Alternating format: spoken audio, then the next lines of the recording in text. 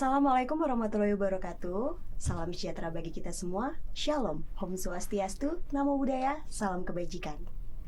Hai Sneezen, gimana kabarnya? Semoga selalu dalam lindungan Tuhan Yang Maha Esa dan semoga kita selalu diberikan kesehatan. Jumpa lagi di podcast Inspektorat dalam rangkaian kampanye Hari Anti Korupsi Sedunia atau Hakordia 2022. Izinkan saya Kirana dari Inspektorat sebagai host akan memandu podcast pada hari ini. Tema podcast kita pada kali ini adalah terkait dengan pengendalian gratifikasi.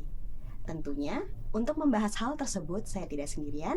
Hari ini saya didampingi oleh seorang narasumber spesial, yaitu Ibu Mitra Piranti. Beliau adalah Vice President Corporate Secretary pada PT Garuda Indonesia. Ibu Mitra merupakan sarjana ekonomi akuntansi Universitas Padjadjaran dan telah menyelesaikan program Magister Management Master of Business Administration di University of Indonesia. Ibu Mitra bergabung di PT Garuda Indonesia selama kurang lebih 12 tahun dan dengan jabatan terakhir sebagai Vice President Corporate Secretary sejak tahun 2020 hingga sekarang. Baik Sneezen, mari kita sambut bersama Ibu Mitra Piranti. Selamat siang Ibu Mitra. Selamat siang Mbak Kirana. Apa kabarnya? Sehat? Alhamdulillah. Ibu Mitra gimana kabarnya? Iya. Kelihatan seger banget nih. Ibu Mitra juga. Dan ternyata masih muda gitu kan. Biasanya kalau wawancara Vice President itu sudah senior gitu ya. Jadi ini masih sangat muda jadi sekali. Jangan Ibu mungkin Mbak. Oke. Berarti dipanggil Mbak gak apa-apa ini Mbak ya. Baik, siap Mbak Mitra. Baik Mbak Mitra, terima kasih sudah menyempatkan untuk hadir di podcast pada hari ini sebagai narasumber. Terima kasih banyak, pasti di sela-sela kegiatannya itu sudah meluangkan waktu ke sini. Baik, izin Mbak, berarti kita mulai saja ya untuk sesi diskusi kita pada kali ini. Mbak Mitra, tadi sudah saya jelaskan di awal bahwa untuk episode kali ini tema kita adalah terkait pengendalian gratifikasi.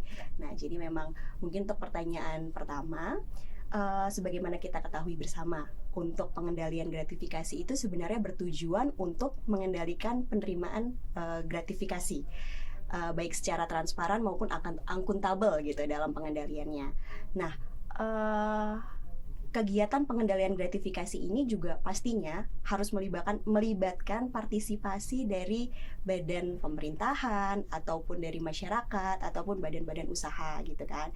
Nah, untuk di PT Garuda Indonesia sendiri, bagaimana mekanisme pengendalian gratifikasi yang selama ini telah dilaksanakan? Mungkin bisa diceritakan. Baik Mbak Kirana, terima kasih. Jadi mungkin saya sharing ya Mbak. Ya. Kalau di Garuda Indonesia memang kami sudah ada dari tataran kebijakan, kami telah memiliki surat keputusan direktur utama ya Mbak, kaitannya dengan pengendalian gratifikasi. Di mana di dalamnya memang diatur beberapa hal, salah satunya telah dibentuk unit pengendali gratifikasi, di mana UPG, kita singkat UPG, di mana UPG itu berada di bawah Corporate Secretary, dalam hal ini saya gitu. Jadi memang pengelolaannya memang ada di bawah Corporate Secretary, tapi memang punya fungsi khusus di UPG. Nah, dari UPG inilah yang memonitor dan melaksanakan langkah-langkah ataupun sosialisasi dan lain sebagainya kaitannya dengan pengendalian gratifikasi yang ada di Garuda Indonesia. Nah, dari keputusan atau tataran kebijakan tadi, tentunya hal ini juga diturunkan ke berbagai aspek yang ada di perusahaan, dari mulai etika bisnis dan etika kerja sampai dengan juga fakta integritas yang memang harus ditandatangani oleh seluruh pegawai dan lain sebagainya, termasuk pelaporan. Nah, dari sisi UPG inilah yang memang berperan aktif Mbak dalam kaitannya dengan pengendalian gratifikasi yang ada di perusahaan. Salah satunya mengenai pelaporan yang tadi Mbak Kirana sempat sampaikan juga, bagaimana sih kalau ada yang menerima itu harus apa dan sebagainya. Itu kalau di dalam kebijakan yang memang sudah ditentukan oleh perusahaan, ketentuan dan peraturannya adalah yang pertama adalah pegawai Garuda Indonesia tidak boleh menerima gratifikasi. Yang pertama itu Mbak. Jadi memang kita dilarang untuk menerima gratifikasi yang tentunya berkaitan dengan tanggung jawab ataupun tugas kita di perseroan, seperti itu. Yang kedua, bila mana ternyata dalam satu dan lain kesempatan gratifikasi tersebut terpaksa harus diterima, dalam artian terpaksa itu misalnya tiba-tiba ditinggalkan gitu ya di meja atau di mana yang kita nggak tahu ini dari mana kok ada ini segala macam. Ini gimana mekanismenya adalah dengan dilaporkan kepada UPG tadi, unit pengendali gratifikasi, di mana UPG ini nantinya akan melaporkan kepada KPK. Jalurnya seperti itu. Jadi nanti KPK yang tentunya akan memutuskan apakah pemberian ini termasuk gratifikasi, apakah tidak, atau misalkan dikembalikan kepada yang menerima karena dianggap bukan gratifikasi, atau Oke. menjadi milik negara, Oke. atau menjadi milik institusi, itu semua kita menyerahkan kepada KPK. Jadi jalurnya memang seperti itu, Mbak. Nah, mungkin saya sedikit tambahkan dari sisi UPG ini juga berperan aktif, dalam artian bukan hanya menunggu. Jadi nggak ada laporan nih kita tutup warung kan, nggak gitu juga. Tapi justru yang dilakukan adalah pencegahannya. Pencegahan dalam artian media komunikasi yang kita miliki di perusahaan itu kita gunakan seluas-luasnya untuk melakukan komunikasi dan sosialisasi kepada pegawai. Bagaimana itu tadi, bahwa gratifikasi itu harus ditolak, atau bagaimana cara melaporkannya, dan intinya adalah sadar gratifikasi dan budaya bersih itu kita terapkan melalui berbagai media komunikasi yang ada di perusahaan. Mungkin itu sih, Mbak, dari sisi kami ya. Oke, baik. Berarti kalau saya simpulkan dari penjelasan Mbak Mitra tadi bahwa memang ada UPG dalam pengendalian gratifikasi ini. Berarti unit pengendali gratifikasi. Nah, dari UPG ini nanti akan menerima laporan untuk selanjutnya dilanjutkan ke KPK.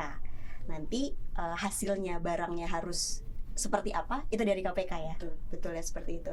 Nah, dan yang saya highlight tadi adalah bahwa untuk UPG ini sendiri adalah tidak hanya menunggu, tapi juga kita harus melakukan jemput bola gitu ya, Mbak ya. Karena memang kalau kita nunggu terus, ya belum tentu ada yang lapor ya, Mbak ya. Ya makanya. Jadi memang ya itu mungkin yang harus digarisbawahi adalah memang kita tidak boleh pasif ya, tapi memang harus aktif, bisa menjemput bola juga agar memang nanti ada yang pelapor.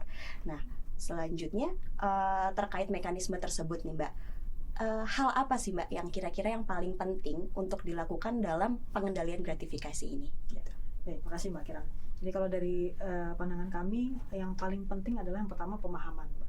Jadi pemahaman baik itu dari karyawan dan seluruh stakeholder bahwa gratifikasi ini nanti akan memberikan impact yang negatif, baik itu bagi diri kita sendiri maupun bagi perseroan. Itu jadi itu yang mungkin memang perlu ditanamkan. Itu tadi yang UPG tadi juga mempunyai role penting di sana.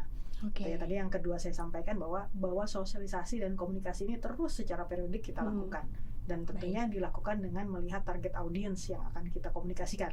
Jadi sebagai informasi, kalau di Garuda Indonesia sendiri itu 70% pegawainya milenial. Jadi memang kita menggunakan media komunikasi atau the way of komunikasi yang memang masuk nih ke milenial gitu ya. Mungkin kalau seperti acaranya kita seminar misalnya 2 hari seperti itu ya, mungkin dari sisi mereka kadang-kadang aduh malas nih ngapain nih segala macam gitu ya, boring gitu ya. Nah kadang-kadang kita lakukan itu dengan fun, gitu ya. Misalnya kita buat itu misalnya seperti menggunakan sosial media gitu ya, untuk mengkomunikasikan secara visual misalnya. Ini loh, tidak boleh lo menerima gratifikasi. Oh, kalau ada seperti ini bagaimana caranya? Dan lain sebagainya. Jadi memang itu yang juga kami coba bangun supaya itu tadi audiens kita atau dari sisi pegawai kita memiliki pemahaman yang memang sama kaitannya dengan gratifikasi. Itu yang kedua. Yang terakhir tentunya komitmen dan juga role model dari pimpinan, dari top manajemen ini menjadi elemen yang sangat penting yang dapat membangun budaya sadar gratifikasi. Ini yang nantinya terus akan menularkan kepada seluruh karyawan yang ada di perseroan. Jadi mungkin itu sih, Mbak, kalau dari pengalaman kita selama ini. Berarti kalau di PT Garuda Indonesia itu sendiri, kalau saya garis bawahi tadi, yang paling penting adalah yang pertama pemahaman ya. Karena butuhnya pemahaman itu, makanya kita butuh yang namanya sosialisasi. Dan yang terpenting adalah melihat segmennya itu siapa gitu kan. Jadi emang ya kita harus tetap update ya, Mbak ya. Jadi memang kira-kira apa sih yang disukai gitu kan, yang membuat mereka tertarik sehingga bisa cepat paham. Dan yang gak kalah penting berarti komitmen tadi ya, Mbak ya, dari pimpinan ya, dari top manajemen. Baik. Perbincangan kita sudah semakin menarik nih, Mbak. Mulai seru nih. Jadi tapi mungkin sebelum kita lanjut ke pertanyaan selanjutnya, jadi kita bisa break sebentar karena mau ada yang lewat saat ini. Baik, stay tune di podcast Inspektorat.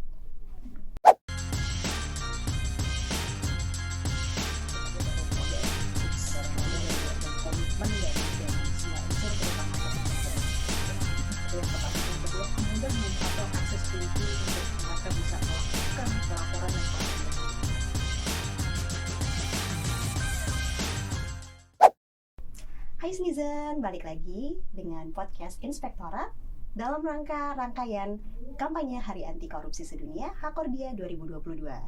Balik lagi bareng sama saya Kirana dan Mbak Mitra. kita lanjutkan perbincangan menarik dan seru tadi ya Mbak ya. Masih ada beberapa pertanyaan nih, pasti juga netizen penasaran gitu kan, dan mau belajar lebih lagi terkait pengendalian gratifikasi pastinya. Oke, pertanyaannya saya lanjut ya, Ibu Mbak Mitra mohon izin. Ibu terus dari tadi ya. Oke, tadi saya tertarik ketika Mbak Mitra menjelaskan terkait dengan komitmen dari pimpinan, atau biasanya dalam organisasi kita sering mendengarnya tone of the top. Oke, nah kalau dari Mbak Mitra sendiri ya, bisa atau pengalaman nih di PT Garuda Indonesia, bisa dijelaskan nggak Mbak? Kira-kira kenapa sih komitmen pentingan ini dinilai penting gitu Mbak? Silakan. Ya, karena baik Mbak Kirana, terima kasih. Jadi kalau tadi bicara mengenai tone of the top gitu ya, ini kan mungkin kalau kita bisa apa namanya artikan juga sebagai komitmennya dari pimpinan nih atau top manajemen kaitannya dengan pengendalian gratifikasi. Sebagaimana tadi yang juga saya mungkin bahas sebelumnya ya Mbak ya. Jadi memang balik lagi sebuah organisasi itu pasti akan melihat pucuk pimpinannya seperti apa gitu ya. Kira-kira apa value yang akan dibawa, dan value itu tentunya akan ditularkan kepada seluruh karyawan yang ada di perusahaan, yang nantinya akan mendorong menjadi sebuah budaya perusahaan. Jadi kalau saya bilang ini adalah elemen dan fundamen yang sangat penting dalam tentunya dalam proses pengendalian gratifikasi yang ada di perusahaan. Balik lagi, tapi tone tadi tentunya juga tetap harus dibarengi dengan implementasi atau walk the talk ya, mungkin saya bisa sampaikan gitu. Jadi bukan hanya tone-nya saja, tapi juga dicontohkan gitu. Dilaksanakan dalam keseharian sehingga semua orang yang ada di perusahaan melihat value-nya itu memang terimplementasi dan lama-kelamaan menjadi budaya. Kalau udah jadi budaya, udah jadi perubahan behavior di orang, itu udah enak tuh Mbak. Budaya akan sadar gratifikasi, begitu lihat, wah saya langsung nggak usah pakai mikir, wah ini lapor, oh langsung nolak, oh langsung, oh ini saya harus gimana, harus tahu, karena itu udah menjadi behaviornya, karena sudah menjadi budaya. Balik lagi itu apa, dilihat dari memang value-nya yang dibawa oleh pimpinan. Gitu. Once value-nya sudah semua selaras yang ada di perusahaan, tentunya ini akan lebih mudah untuk implementasinya. Mungkin dari saya seperti itu.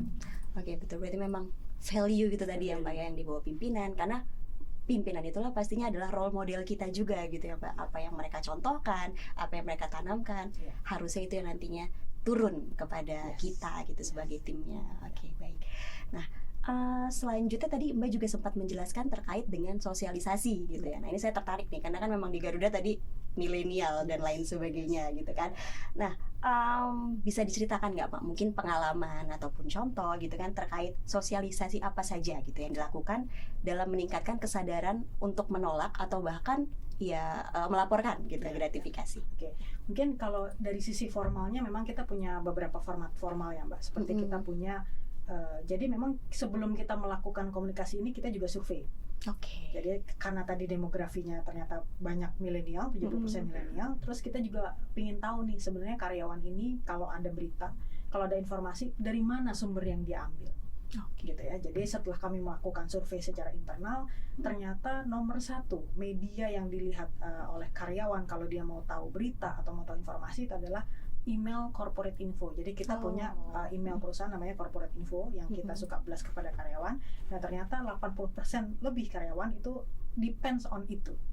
Gitu. Jadi kalau ada informasi terkini, terupdate, dia akan melihat kepada corporate info. Jadi itu media itu, kanal itu yang kita optimalkan. Jadi macam-macam bentuknya. Kita bisa buat seperti key visual, lalu kita blast di corporate info itu, gitu ya. Atau mungkin kalau memang ada peraturan baru, kita buat summarize. Ya, balik lagi milenial kan nggak suka baca yang panjang-panjang. Apaan sih SK, depannya SK udah males lah, gitu kan. Ya. Jadi kita simplify, mungkin kita buat pointers, kita buat visualisasi yang lebih fresh dilihat, gitu ya. Jadi supaya itu bisa masuk ke mereka. Itu mungkin dari kanal yang formalnya. Tapi kami juga punya beberapa apa ya namanya ya, seperti format-format informal untuk menyampaikan komunikasi terkait pengendalian gratifikasi ini. Salah satunya memang di setiap 1 bulan sekali kita memang ada seperti town hall meeting dengan direksi. Dan itu selalu ada muatan mengenai pengendalian gratifikasi di sana. Gitu. Dan biasanya itu kita lakukan bukan seperti dilarang. Kami dari pimpinan menyampaikan bahwa karyawan dilarang menerima gratifikasi bisa nggak gitu, tapi lebih kepada implementasi harian. Misalnya pada saat Nataru, periode Natal dan Tahun Baru. Itu kan kita kalau di penerbangan kita mengalami namanya peak season, karena di masa-masa itu banyak sekali penumpang gitu ya, ada yang mau liburan, ada yang mau pulang kampung dan lain sebagainya. Nah, salah satunya adalah dengan implementasi program, mungkin saya sekaligus update, namanya excess baggage, Mbak. Jadi kan biasanya kalau orang pulang kampung gitu ya, atau liburan kan suka bawa oleh-oleh atau suka bawa belanjaan yang banyak. Nah, kalau dulu kan kalau misalnya ini bisa masuk ke dalam cabin nggak nih gitu ya, atau mahal nggak nih kalau kita nambah bagasi 10 kilo lagi misalnya. Dan itu kan kita pernah mapping bahwa itu adalah titik rawan gratifikasi. Oh, misalnya ternyata orang di terminal nih kenal nih sama yang pulang kampung, saudaranya, nggak apa-apa masukin aja misalnya gitu. Itu adalah bagian dari gratifikasi, karena penyalahgunaan wewenang yang mana itu juga menjadi yang harusnya ada benefit yang diterima oleh perusahaan menjadi tidak ada. Akhirnya program yang dibuat adalah kita membuat program excess baggage dengan harga terjangkau. Dengan seperti itu memudahkan penumpang dan memudahkan juga karyawan kita untuk hanya 10 kilo ini tinggal dikali sekilonya berapa. Misalnya itu sangat mudah dan sangat efisien dan efektif. Itu salah satu implementasi untuk pengendalian gratifikasi yang memang kita monitor dari titik rawan gratifikasi. Jadi seperti itu, Mbak. Jadi bukan hanya jargon atau mungkin larangan gitu ya, jangan terima, tolak, jangan, bukan begitu, tapi kita membuat itu menjadi sebuah program, sebagai sebuah program implementasi. Itu mungkin yang pertama. Saya boleh share lagi yang kedua kaitannya dengan pegawai. Jadi mungkin sama ya, di semua perusahaan kan pasti punya stakeholder pegawai. Pegawai itu kan pasti ada aja perlunya ya ke human capital.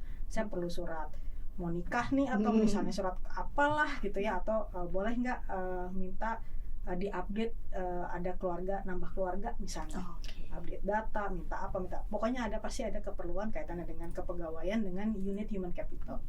Nah, dulu mungkin kita belum punya suatu tempat yang terintegrasi yang untuk melayani para pegawai ini, gitu ya, sehingga mungkin para pegawai ini yang punya kenalan di HR lebih cepat nih. Nah, betul. Tolongin dong, Mbak, saya butuh nih gitu buat bank, boleh nggak surat keterangan kerja misalnya. Betul. Yang dia kenal cepat, tapi yang nggak kenal ya nanti tunggu antrian sesuai proses. Gitu.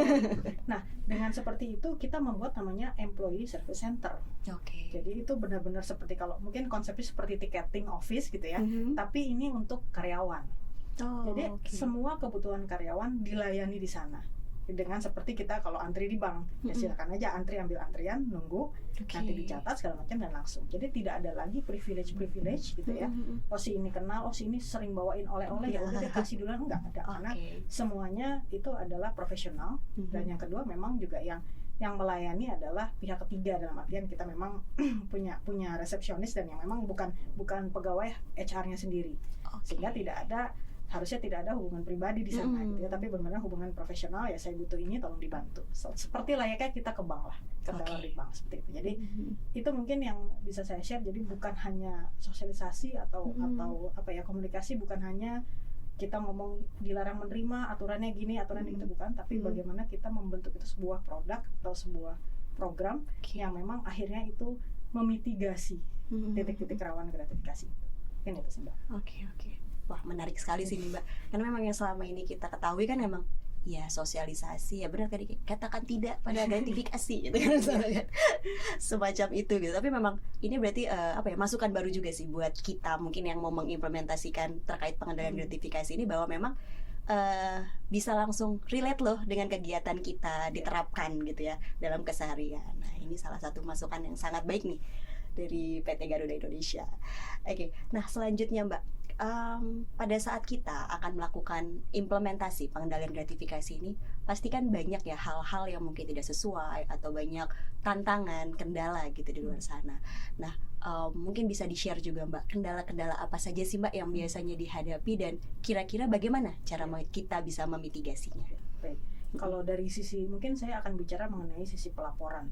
Ya, pelaporan gratifikasi apabila pegawai atau ada unsur perusahaan menerima gratifikasi. Ini mungkin salah satu kendalanya atau tantangannya, saya nggak bilang kendala lah. Tantangannya adalah keengganan untuk melapor.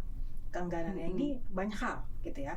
Satu, karena mungkin rigidnya proses, ya, atau ada administrasi yang aduh lama lah, males. Betul. Apalagi itu tadi balik lagi 70% kita anak muda milenial yang udah biasa main gadget gitu, udah biasa Gojek, GoFood gitu kan.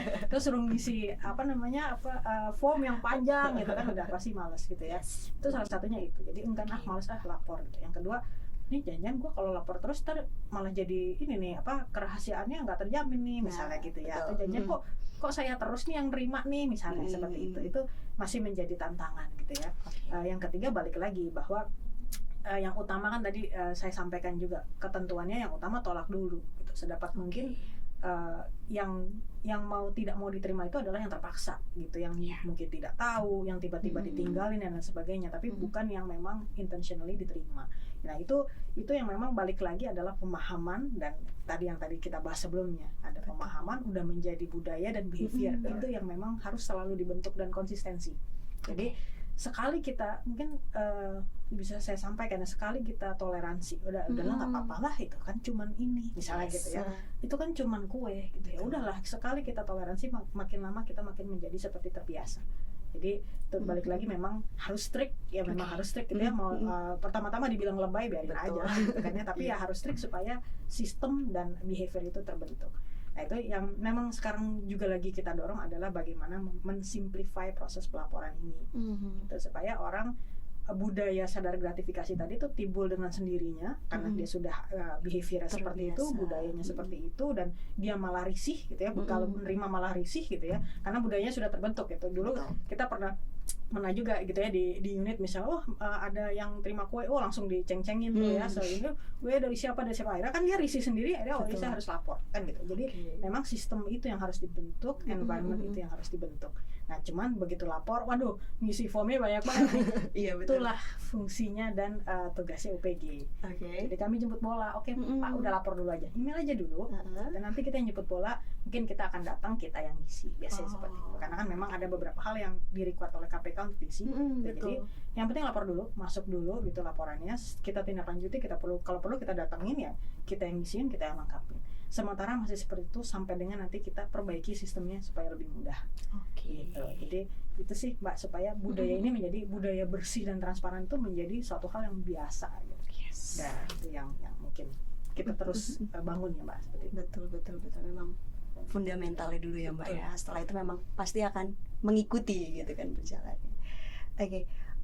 Nah terkait yang tadi kan Mbak, untuk menumbuhkan budaya tadi. Nah kira-kira kalau untuk penerapan di PT Garuda Indonesia itu sendiri, bagaimana kira-kira cara untuk menumbuhkan budaya pelaporan gratifikasi itu yang paling efektif?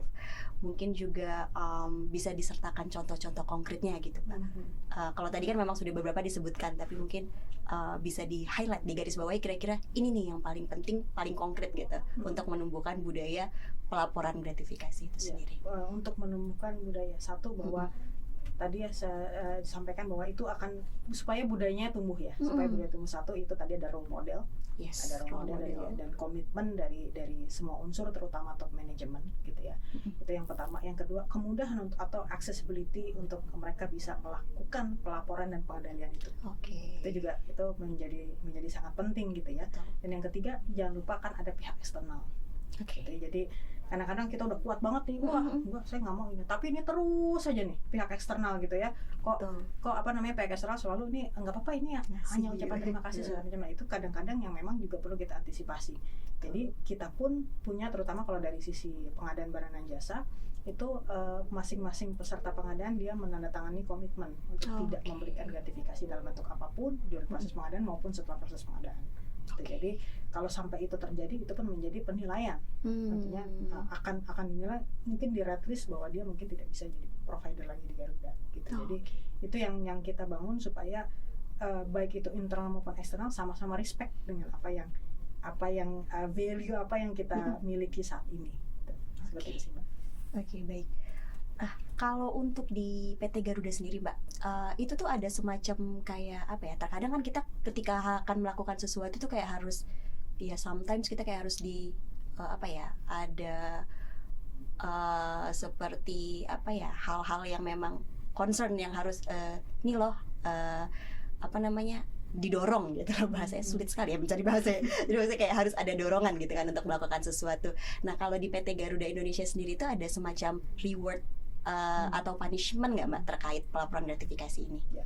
Jadi kalau memang kalau dari sisi kami, kalau sisi punishment itu memang yang sudah tercantum sebagaimana ketentuan ketenagakerjaan di Garuda ya. Jadi sudah ada ketentuannya bahwa apakah teguran dan lain sebagainya, termasuk juga ya paling tingginya adalah kaitannya dengan status kepegawaian gitu ya paling tinggi. Tapi tentunya itu ya nanti akan ada tim atau akan diakses dari memang yang pihak yang berwenang. Itu kaitannya dengan punishment. Kalau dari sisi reward memang kalau dari Garuda sendiri reward ini balik lagi pendekatan milenial gitu ya, bukan reward yang sebagaimana orang nih dapat bonus nih misalnya gitu ya karena ini dapat bonus, nggak, itu kita nggak ada. Tapi rewardnya mungkin akan lebih kepada rekognisi ya, kalau bahasa milenial rekognisi gitu. Jadi mungkin unit yang memang paling comply misalnya dalam kaitannya dengan pengendalian gratifikasi, atau unit yang memang secara proactively participate nih dalam sosialisasi gratifikasi misalnya. Karena kita biasanya memang di masing-masing unit punya something like agent of change-nya lah gitu ya, bahwa kita punya penyambung lidahnya nih di sana gitu ya. Nah ini yang memang mungkin kita akan lebih banyak mengadakan briefing dan sebagainya kepada agent-agent itu ya, mereka yang akan men-spread itu ke unitnya misalnya, paling aktif participate, atau dia memang paling pelaporan yang paling disiplin misalnya. Rekognisi itu yang mungkin nanti akan baik itu di sosial medianya karyawan atau mungkin tadi di corporate info kita sampaikan gitu ya. Jadi itu pun membuat menjadi motivasi untuk bisa terus memperbaiki diri kaitannya dengan pengadaan gratifikasi, lebih ke situ sih. Tapi kalau something like bonus gitu itu tidak ya, tidak bisa. Oke, memang kita memberikan wadahnya gitu ya, nih kalian bisa berkompetisi di sini gitu kan, demi kebaikan juga kan ini kan. Ya, oke, baik. Oke, gak kerasa ini udah beberapa pertanyaan, mungkin kita break lagi nih Mbak ya. Oke, Sneezen, jangan kemana-mana dulu, karena setelah ini kita akan ada beberapa pertanyaan lagi dan pastinya akan lebih menarik lagi. Jadi stay tune di podcast Inspektorat.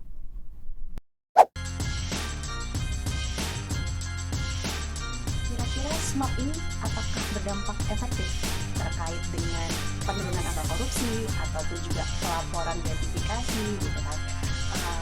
Kurang lebih itu trennya seperti apa?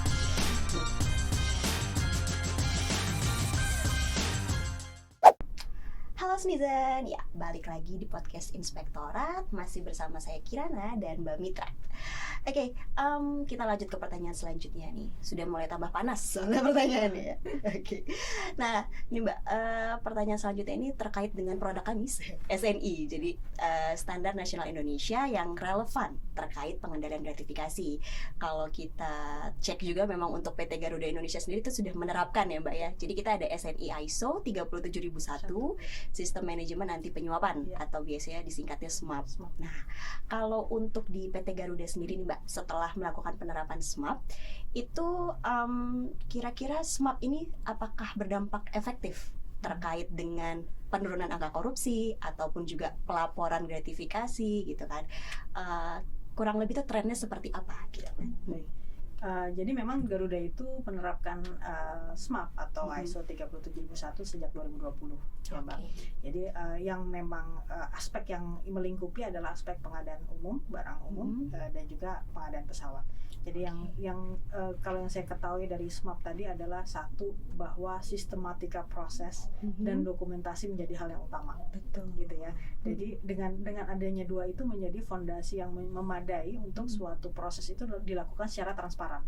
Itu pandangan kami gitu. Jadi kalau saya bisa sampaikan bahwa celahnya itu hampir tidak ada gitu ya, karena semua harus dilaporkan, ada dokumentasi, prosesnya juga harus fair ke semua segala macam gitu ya. Jadi menurut pandangan kami tentunya memang dari sisi proses ini sebelumnya kami telah memiliki dari manual atau standar pengadaan kami, memang kita sudah ada tahapannya, tapi dengan diperkuat dengan SMAP ini itu, bahwa dokumentasi yang semakin saya bisa bilang semakin lengkap gitu ya, semakin proper, dan tahapan proses yang semakin sistematis itu menjadi suatu proses ini menurut saya adalah sangat transparan gitu ya, sangat transparan dari sisi proses, fairness-nya terjaga, dan tentunya harapannya ini juga mengurangi celah terjadinya penyimpangan yang mungkin terjadi dari sisi proses. Mungkin dari sisi saya seperti itu ya. Kalau tadi bicara mengenai tren pelaporan seperti apa, jadi memang kalau dari 2020 ke 2021 ada sedikit penurunan pelaporan, tidak banyak memang, tapi ini sebenarnya perlu kita assess lagi. Ini adalah hal baik atau hal yang kurang baik gitu ya.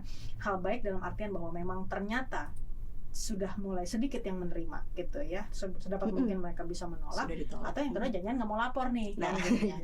Tapi tentunya dengan tadi mitigasi yang kita lakukan, bahwa kita jemput bola, bahwa kita kalau perlu orang ribet ya udah kita yang lengkapi, kita yang datang dan sebagainya. Saya harapannya sih itu adalah positif gitu ya, bahwa memang dengan implementasi SMAP tadi celahnya sudah tidak ada karena sistemnya sudah well established ya, well established. Jadi ini juga bisa membuat baik itu eksternal maupun internal kita sama-sama firm. Oke, ini kita budaya bersih, kita transparan, kita udah ada SMAP. Mungkin itu ya yang menjadi pembeda kalau saya bisa bilang. Oke, baik. Oke, ya mungkin itu sih tadi Mbak ya, untuk pertanyaan-pertanyaan yang bisa saya sampaikan, karena memang waktu juga ternyata cukup terbatas. Gak kerasa nih. Iya sih, gak kerasa loh ini ngobrol-ngobrol. Sebenarnya masih banyak yang mau ditanya-tanya lagi nih ke Mbak Mitra nih. Nah, mungkin kalau untuk diskusi tadi itu sudah banyak sekali insight ataupun juga masukan-masukan dari kami yang ingin mungkin lebih well prepare lagi terkait dengan pengendalian gratifikasinya. Ini banyak sekali masukan gitu ya bisa kita lakukan. Nah, mungkin kalau yang untuk pertanyaan terakhir ini, mungkin bukan pertanyaan sih Mbak, lebih ke kira-kira apa closing statement dari Mbak Mitra terkait dengan penerapan pengendalian gratifikasi ini, dan kira-kira apa sih yang harus kita jaga, kita bangun gitu terkait dengan pengendalian gratifikasi ini. Silakan. Mungkin kalau dari saya Mbak, kesuksesan implementasi dari pengendalian gratifikasi itu perlu mendapat dukungan dari seluruh unsur gitu ya. Jadi baik termasuk dari sisi pemahaman, termasuk dari sisi kemauan untuk bisa memiliki pemahaman yang memang mencukupi, dan juga kemauan untuk melapor, kemauan untuk menolak gitu ya. Balik lagi adalah semua unsur harus mendukung terjadinya sistem pengendalian gratifikasi ini dengan baik.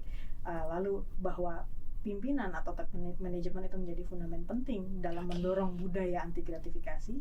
Yang ketiga, mari kita mulai dari diri kita sendiri gitu ya. Jadi begitu mau lingkungan kita sudah anti gratifikasi, pimpinan kita sudah memberikan role model, tapi kalau kitanya nggak mau berubah gitu ya, dan kitanya nggak mau, wah saya nggak mau sadar gratifikasi, ya percuma. Jadi mari kita mulai dari diri kita sendiri, yang nanti tentunya akan menularkan ke teman-teman kita, ke environment kita. Balik lagi supaya yang tadi ujungnya adalah apa sih, kalau dari sisi perusahaan, kalau perusahaan ini punya tata kelola yang baik, yang nanti akan mendorong pencapaian kinerja yang lebih baik lagi.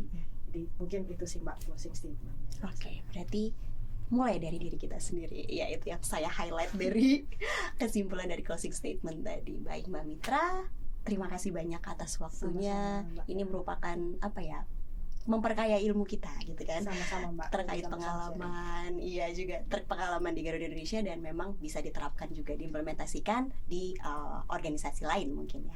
Oke, baik Mbak Mitra, terima kasih. Saya izin untuk closing ya Mbak ya. Monggo. Oke. Baik Sneezen, itu tadi diskusi yang sangat menarik sekali, dan kita harapkan dengan adanya podcast ini bisa memperkaya ilmu kita terkait penilaian gratifikasi. Jadi terima kasih banyak untuk Ibu Mitra selaku Vice President Corporate Secretary pada PT Garuda Indonesia. Kami berharap podcast ini dapat memberikan pencerahan dalam penerapan pengendalian gratifikasi yang efektif, dan harapannya juga dapat mengedukasi Sneezen sehingga dapat menolak atau melakukan pelaporan terkait gratifikasi ke unit pengendalian gratifikasi di organisasi kita masing-masing. Terima kasih bagi Sneezen yang sudah menonton podcast ini. Mohon maaf jika terdapat kesalahan. Oh ya Sneezen, untuk update terkait pengawasan internal di BSN, jangan lupa follow sosial media Inspektorat, bisa di Instagram @inspektorat_BSN, dan juga jangan lupa subscribe YouTube Inspektorat BSN. Saya akhiri, wabillahi taufiq wal hidayah. Wassalamualaikum warahmatullahi wabarakatuh. Nantikan podcast selanjutnya dalam rangkaian kampanye Hari Anti Korupsi Sedunia 2022. See you!